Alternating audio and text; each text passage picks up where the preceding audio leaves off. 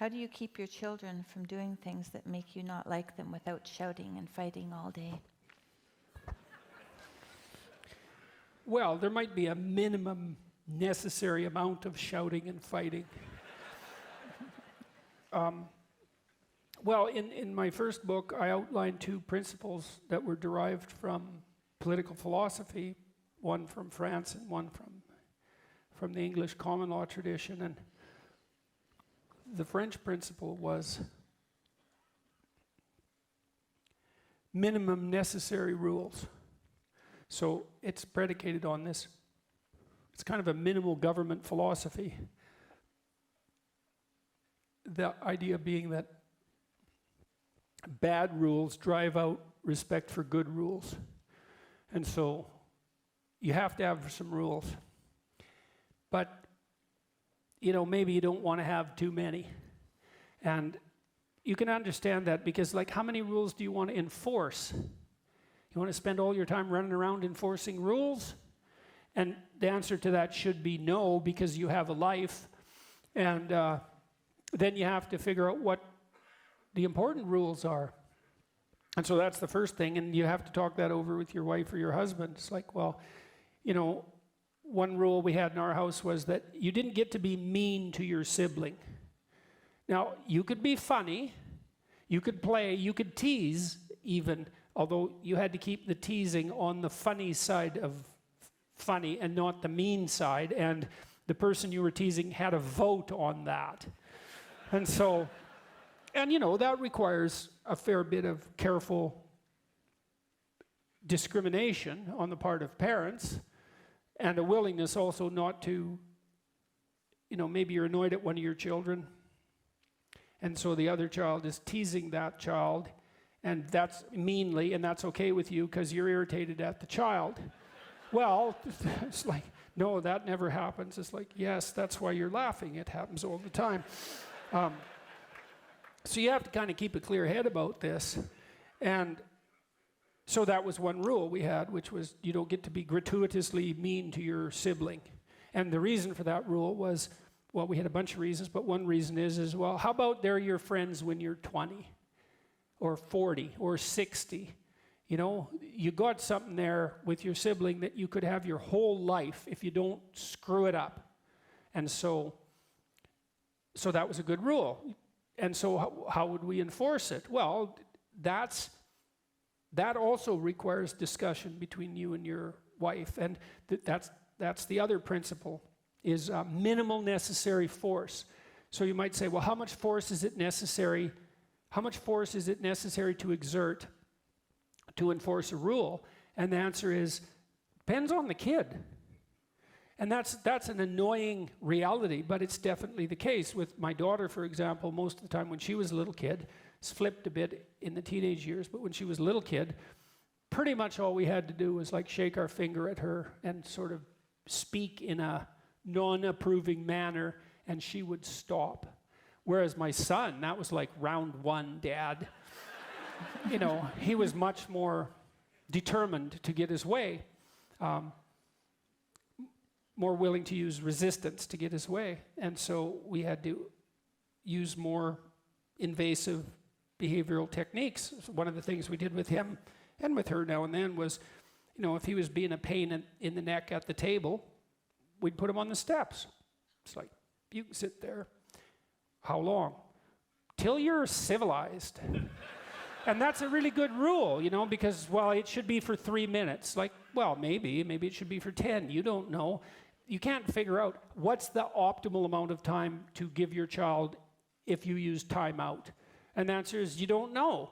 And so our criteria was, as soon as you're willing to be a desirable human being, really, you can get off the steps and we're done.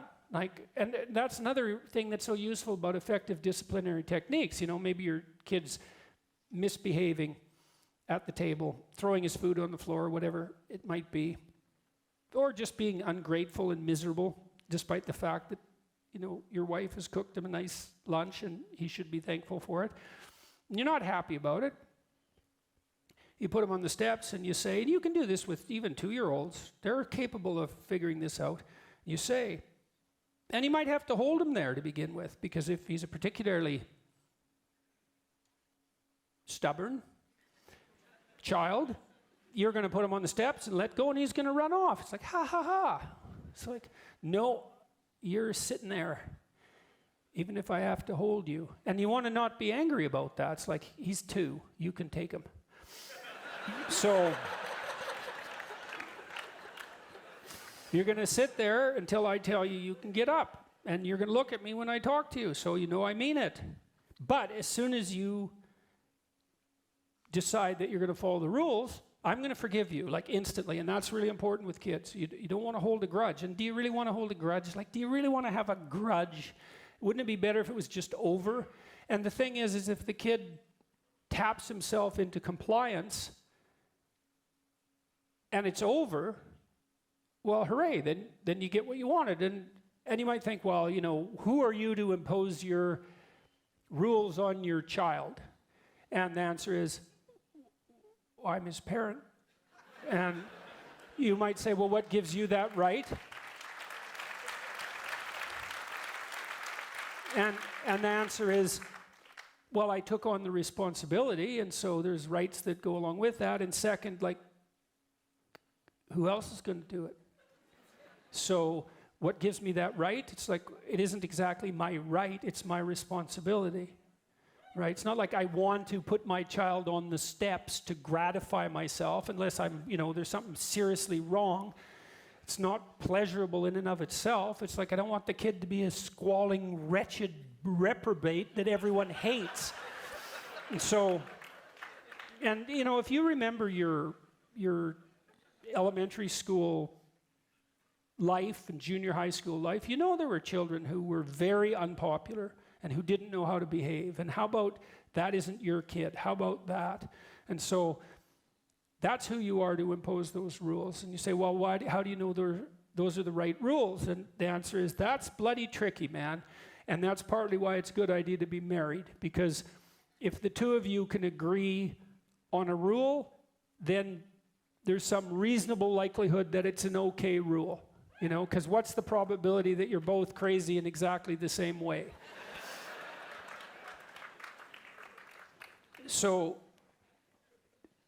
you use minimal necessary force, and timeout is a very effective strategy. And with my son in particular, it was really interesting to watch him respond to timeout, because he did have a temper, and I'd say, all right, you, steps.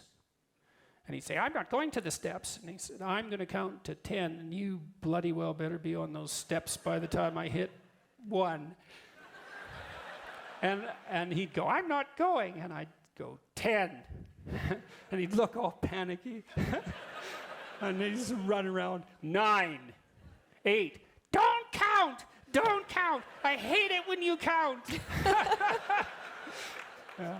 Usually, by 2, he was pretty damn close to the stairs. And by 1, sitting there, and then, I can remember this quite vividly. He would sit there just enraged, like it was so interesting to watch, because when kids have a temper tantrum, that's rage, eh? They're completely undone by anger. If you ever saw an adult do that, and I saw that in my clinical practice, by the way, you ever saw an adult have a temper tantrum, that would scar you for life. I mean it. It's something to see, man. You see a 2-year-old, you think, well, thank God they're only this big and soft, But it was so interesting watching him, because when he'd be enraged like that, I'd go say to him, leave him a minute or so and say, are you ready to get off the steps? Are you ready to have a good day? He'd say, not yet. And, and then it would take a couple of minutes longer, and he would get off the steps, and he'd come over, and I'd say, you ready to have a good day? And he'd say, I'm ready to have a good day. And he said it. If you want an apology from someone, let's say, not that I wanted an apology for him, I wanted him to behave properly. But if you want an apology from someone, you can tell by their voice if it's real, right? Because there's a humility in it. It's like, okay, I'm done. I'm done. Yeah, I made a mistake. I'm stupid. I would like to try again. I'd like to do better. You know, and you can tell if it's genuine, you're very likely to forgive them, right? And you listen carefully for that, and if there's any note of falsehood, it's much harder to let the person off the hook. But if they've really admitted their mistake and are willing to try again, then if you're a reasonable person and you haven't stored up too much resentment, then maybe you'll let them off the hook. And it was very easy when he would come over after getting himself together and say that, then we just go on our way, and it was done. And that was lovely because we had reasonably effective disciplinary strategies worked out. We didn't have to fight all the time, although we had to fight now and then. We didn't have to scream and yell, and the emotional tenor of the house wasn't at a high level consistently. It was like there'd be sharp outbursts of trouble that were short and contained, and then peace again. And the aim was peace. It's like, how about some peace? Wouldn't that be lovely in your life? Some actual peace, you know, which isn't, I'm holding my tongue and my nose simultaneously because of all the things that are going on here that I can't dare to talk about. As God, that's a terrible way to live.